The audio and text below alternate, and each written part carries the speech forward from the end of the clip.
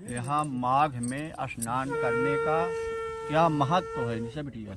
माघ में स्नान करने का, रहने का, देखने का देवताओं को क्या महत्व है उसको सुनाया जा रहा है। श्री गणेशाय नमः। सारे संसार के कर्ता श्री भगवान। हाँ, बैठ के सुन ले। आज वाद्य अध्याय सुनाई देगी।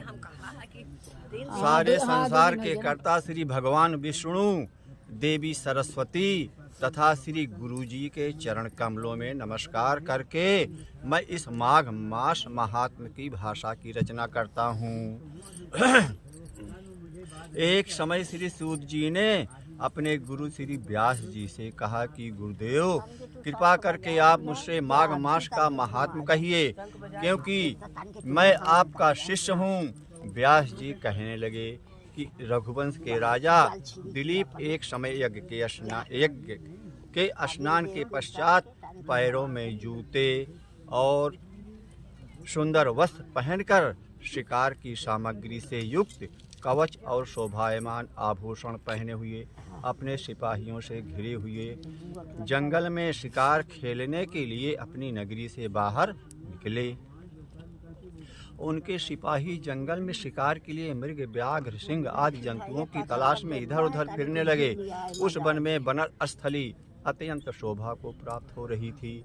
वन में कहीं वृक्षों पर मोर नाच रहे थे, कहीं कहीं मृगों के झुंड फिरते थे, कहीं गीदड़ अपना भयंकर शब्द कर रहे थे, कहीं गैंडों का समूह हाथियों के समान फिर रहा था, कहीं वृक्षों के कोटरों में बैठे हुए उल्लू अपना भयानक शब्द कर रहे थे, कहीं सिंहों के पद सिंहों के साथ चिन्हों के साथ घायल मृगों के रक्त से भूमि लाल हो रही थी, कहीं दूध से भरी थनों वाली सुंदर भैंसें फिर रही थी, कहीं पर सुगंधित पुष्प हरी भरी लताएं वन की शोभा को बढ़ा रही थी, कहीं बड़े बड़े पेड़ खड़े थे तो कहीं पर उन पेड़ों पर बड़े बड़े अजगर और उनकी केचुलियां भी पड़ी हुई थीं।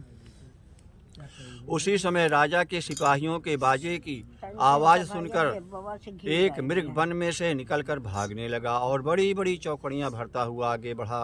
राजा ने उससे पीछे अपना घोड़ा दौड़ाया, परंतु मृग पूरी शक्ति से भागने लगा। मृग कांटेदार वृक्षों के एक जंगल में घुसा और राजा ने भी उसके पीछे वन में प्रवेश किया, परंतु दूर जाकर मृग के राजा की दृष्टि ओझल होकर कहीं निकल गया। राजा निर्जन वन में अपने सैनिकों सहित प्यास के मारे अति दुखी हो गया। दोपहर के समय अधिक मार्ग पर चलने से सैनिक थक गए और घोड़े रुक गए। कुछ थोड़ी देर बाद राजा ने एक बड़ा भारी सुंदर सरोवर देखा, जिसके किनारे पर घने वृक्ष थे। इसका जल सज्जनों के हृदय के समान स्वच्छ और पवित्र था। सरोवर का जल लहरों से बड़ा सुंदर लगता था। जल में अनेक प्रकार के जल जंतु, मच्छरियाँ आदि स्वच्छता से इधर उधर फिर रही थी। दुष्टों के समान निर्दयी चित्त वाले मगरमच्छ भी थे। किसी किसी जगह लोभी के घर के समान शिमाल भी पड़ी हुई थी। जैसे विपत्ति में पड़े हुए लोगों के दुखों को हरने वाले दानी पुरुष के समान ये सरोवर अपने जल से सबको सुखी कर रहा था। जैसे मेघ चातक के दुख को हरता है, इस सरोवर को देखकर राजा की थकावट दूर हो गई। रात्रि को राजा ने वहीं विश्राम किया और सैनिक पहरा देने लगे और चारों तरफ फैल गए। रात के अंतिम समय में सूकरों के एक झुंड ने आकर सरोवर में पानी पिया और कमल के झुंड में आया। तब शिकारियों ने सावधान होकर सूकरों पर आक्रमण किया और उनको मारकर पृथ्वी पर गिरा दिया। उस समय सब शिकारी कोलाहल करते हुए बड़ी प्रसन्नता के राजा के पास गए और राजा प्रभात हुआ देखकर उनके साथ ही अपनी नगरी की तरफ चल पड़ा।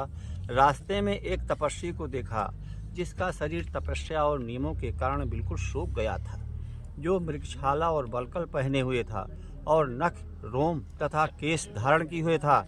राजा ने ऐसे घोर तपस्वी को देखकर बड़े आश्चर्य से उसको प्रणाम किया। तपस्वी ने राजा को कहा कि हे राजन, इस पूर्ण शुभ माघ में इस सरोवर को छोड़कर तुम यहाँ से क्यों जाने की इच्छा करते हो? तब राजा कहने लगा कि महात्मन मैं तो माघ मास में स्नान के फल को कुछ भी नहीं जानता, कृपा करके आप विस्तार पूर्वक मुझको बतलाइए। प्रथम अध्याय समाप्त। दूसरा अध्याय शुरू। राजा के ऐसे वचन सुनकर तपस्वी कहने लगा कि राजन, भगवान सूर्य बहुत शीघ्र उदय होने वाले हैं, इसलिए यह समय हमारे लिए स्नान का है, कथा का नहीं है। सो आप स्नान करके अपने घर को जाओ और अपने गुरु श्री वशिष्ठ जी से इस महात्म को सुनो। इतना कहकर तपस्वी सरोवर में स्नान के लिए चले गए और राजा भी विधिपूर्वक सरोवर में स्नान करके अपने राज्य लौट आया और रनिवास में जाकर तपस्वी की सब कथा रानी को सुनाई। तब सूत जी कहने लगे कि महाराज, राजा ने अपने गुरु वशिष्ठ जी से क्या प्रश्न किया और उन्होंने क्या उत्तर दिया, सो कहिए। व्यास जी कहने लगे, हे सूत जी, राजा दिलीप ने रात्रि को सुख से सोकर प्रातः समय ही अपने गुरु वशिष्ठ जी के पास जाकर उनके चरणों को छूकर प्रणाम करके तपस्वी के बतलाए हुए प्रश्न को अति नम्रता से पूछा कि गुरु जी अपने आचार, दंड, नीति, राज, धर्म तथा चारों वर्णों के चारों आश्रमों की क्रियाओं, दान और उनके विधान, यज्ञ और उनकी विधियां, व्रत, उनकी प्रतिष्ठा तथा भगवान विष्णु की आराधना अनेक प्रकार से तथा विस्तार पूर्वक मुझको बतलाइए। अब मैं आपसे माघ मास के स्नान के महात्म को सुनना चाहता हूँ। अब यहाँ से महात्म शुरू हो रहा है माघ मास स्नान का।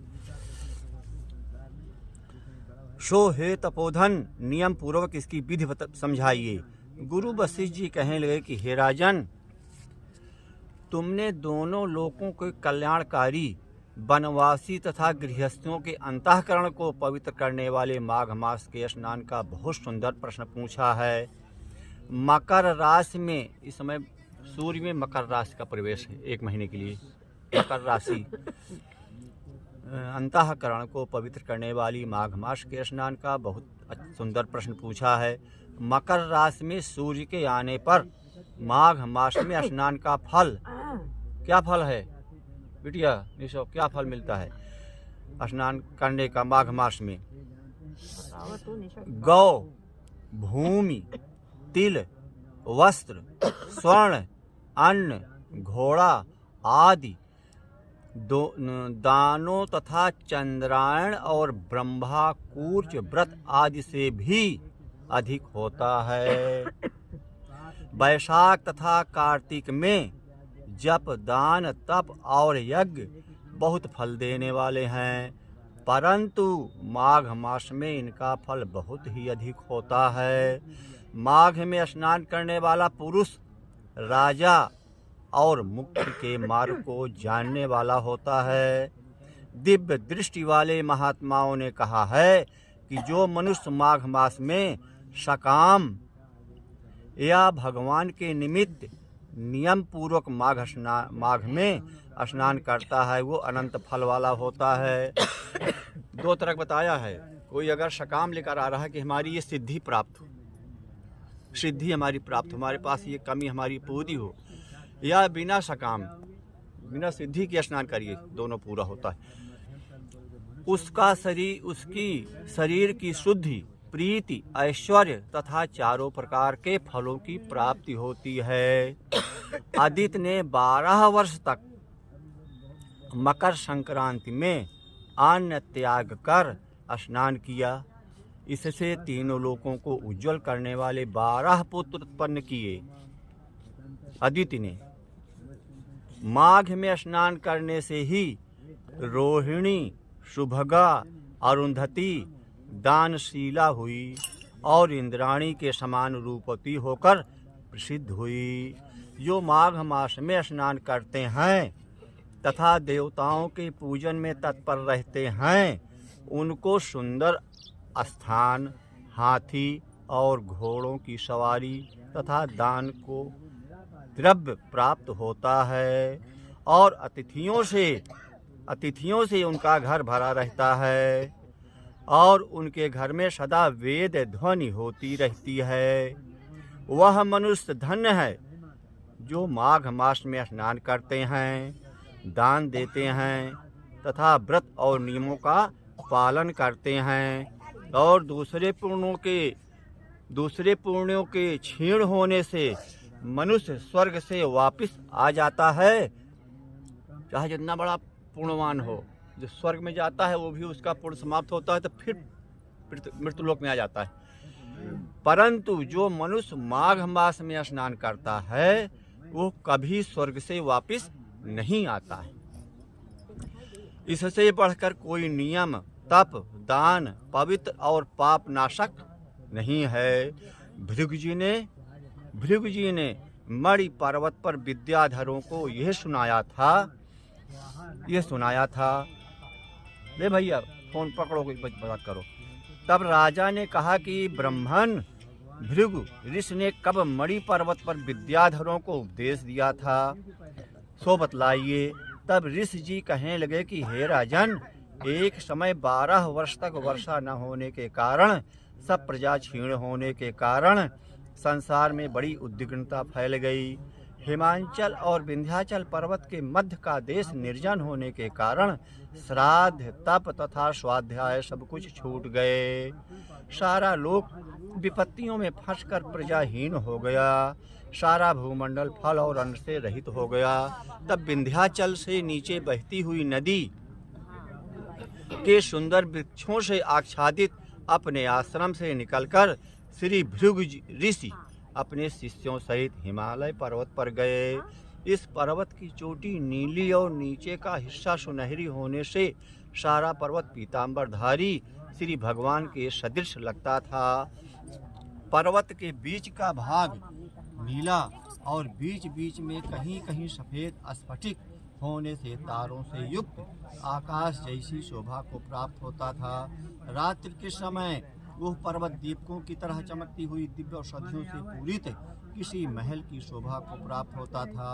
वह पर्वत शिखाओं पर बांसुरी बजाती और सुंदर गीत गाती हुई किन्नरियों तथा केले के पत्तों की पताकाओं के अत्यंत शोभा को प्राप्त हो रहा था। यह पर्वत नीलम, पन्ना, पुखराज तथा इसकी चोटी की निकलती हुई रंग बिरंगी किरणों से इंद्रधनुष के समान प्रतीत होता था।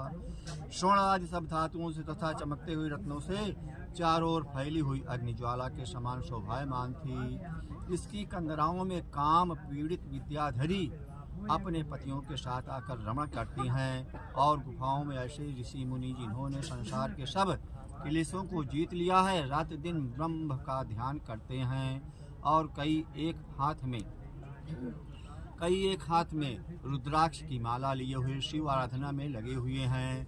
पर्वत के नीचे भागों में जंगली हाथी अपने बच्चों के साथ खेल रहे हैं तथा कस्तूरी वाले रंग बिरंगे मृगों के झुंड इधर उधर भाग रहे हैं। यह पर्वत सदा राजहंस तथा मोरों से भरा रहता है, इसी कारण इसको हम कुंड कहते हैं। यहाँ पर सदैव हुई देवता गुह्यक अप्सरा निवास करते हैं। द्वितीय अध्याय और समाप्त। माघ महात्म्य दूसरे अध्याय ना, ये तीसरा भी पढ़ेंगे तो 2 अध्याय माघ महात्म्य आप लोग जरूर सुनिए। प्रयागराज त्रिवेणी संगम से सभी लोगों को तीसरा जय गंगा मैया।